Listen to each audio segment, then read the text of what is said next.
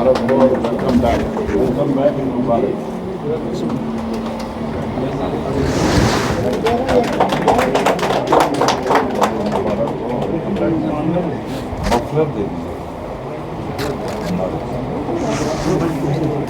जम्मू कश्मीर प्रदेश कांग्रेस कमेटी के सदर तारिक अहमद कर्रा साहब, जम्मू कश्मीर के कांग्रेस लेजिस्लेचर पार्टी के leader Ghulam Ahmad Mir sahab, former PCC president Peerzada Mohammad Saeed sahab, Lal Singh साहब, हमारे बहुत सारे हाजी रशीद साहब, भट्ट साहब, हमारे बहुत सारे एमएलएस हैं, ताज मोहिद्दीन साहब, सरूरी साहब, फारूक मीर साहब, हमारे एआईसी के सेक्रेटरीज, जेकेपीसीसी के सीनियर लीडरान और मीडिया के दोस्तों, आज एक खुशी का मौका है। जैसा कर्रा साहब बता रहे थे, जम्मू कश्मीर की मेड इन विज़िट पे, मैं जनरल सेक्रेटरी बनने के बाद जो जम्मू कश्मीर का मेड इन विज़िट है, 3 दिन का जो दौरा था, इस दौरे में ही हमारे पुराने सीनियर लीडरान जो हमारी पार्टी में एक लंबे अरसे से थे, कई बार एमएलए के चुनाव लड़े, कई बार एमएलए के चुनाव जीते, मिनिस्टर्स बने, एक साथी जो ज्वाइन कर रहे हैं डीसीसी प्रेसिडेंट थे, पार्लियामेंट का चुनाव उन्होंने भी लड़ा था, डीडीसी मेंबर हैं। तो ये पूरे सीनियर लीडरान आज मेरी पहली विजिट में ही इन लोगों को हमारी पार्टी में री एंट्री दिलाना, री एडमिशन कराने का मौका मुझे मिला है। इसीलिए मुझे लगता है कि आज पूरे जम्मू कश्मीर में कांग्रेस फैमिली में, कांग्रेस पार्टी में एक खुशी की लहर दौड़ेगी कि जो लोग किसी ना किसी कारण के वजह से जो हमारे से दूर चले गए थे, जो हमारे से दूर कुछ दिन थे, वो वापस हमारी पार्टी में आके आज शामिल हो रहे हैं। मैं फॉर्मल तौर से बातचीत तो काफ़ी दिन से हो रही थी, लेकिन क्योंकि हमारे पास प्रोसीजर होता है एंट्री कराने का, अहदे देने का, कमिटीज़ बनाने का, पूरा एक सिस्टम होता है। उसके तहत हम सारे लोग, खासकर कर्रा साहब और मीर साहब, हम लोग बैठ के ये सारे लीडर्स जो आज ज्वाइन कर रहे हैं उनसे बातचीत की। उसके बाद में हम लोगों ने क्यों इन्होंने पार्टी छोड़ा था, क्या प्रॉब्लम्स थे, क्या दिक्कतें थे, क्या इश्यूज़ थे, उन चीज़ों पे भी हम लोगों ने बात की। उसके बाद में पार्टी छोड़ने के टाइम पे अलग पार्टी जो ये बना रहे थे, उस टाइम पे जो इश्यूज़ कुछ थे, कुछ बातचीत थी, कुछ कहा सुना हुआ था, उसको लेकर ताज मोहिद्दीन साहब, गुलाम मोहम्मद सरूरी साहब, हाजी फारूक मीर साहब, सारे लोगों ने रिग्रेट किया कि बोले कि ये छोड़ के नहीं जाना चाहिए था, अलग पार्टी नहीं बनना चाहिए था, ये सब बातें उस टाइम पे नहीं होना चाहिए था, चाहे लीडरशिप को लेके, पार्टी को लेके, क्योंकि एक लंबे अरसे से एक ही पार्टी में जो थे, तो इस चीज़ को लेके बातचीत हुई। तो फिर उसके बाद हम लोगों ने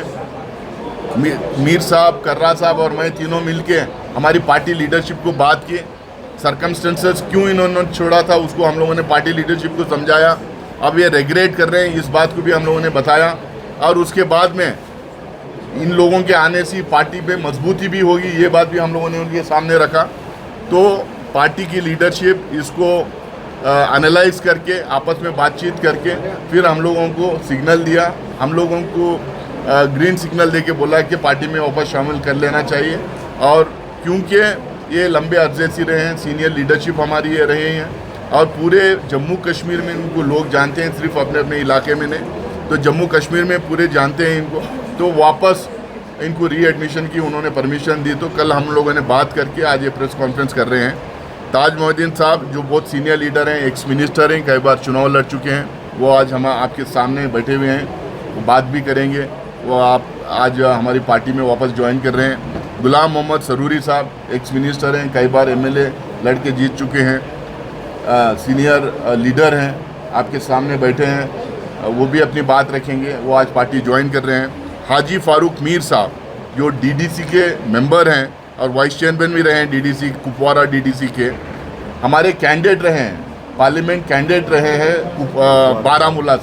बारामूला से लोकसभा के कैंडिडेट भी रहे हैं, तो वो भी आज वापस हमारी पार्टी ज्वाइन कर रहे हैं। और इस मौके पे हमारी सीनियर लीडरशिप जो फॉर्मर पीसीसी प्रेसिडेंट है, एमएलएस हमारे हैं, हमारे एमपी कैंडिडेट और फॉर्मर एमपी हैं, ये सारी सीनियर लीडरशिप यहाँ पे मौजूद है। सबको बड़ी खुशी हो रही है कि वापस हम घर वापस ही वर्ड यूज़ नहीं करते हैं, लेकिन घर आ रहे हैं वापस, तो इसमें सबके लिए एक खुशी की बात है। इसके बाद में जैसा कर्रा साहब और मीर साहब बताए, यहाँ फॉर्मल जॉइनिंग है। इसके बाद अपने अपने एरिया में बड़े प्रोग्राम्स करेंगे, क्योंकि इनके साथ जो हज़ारों की तादाद में जो लोग ज्वाइन करना चाह रहे हैं, जो पार्टी में जब छोड़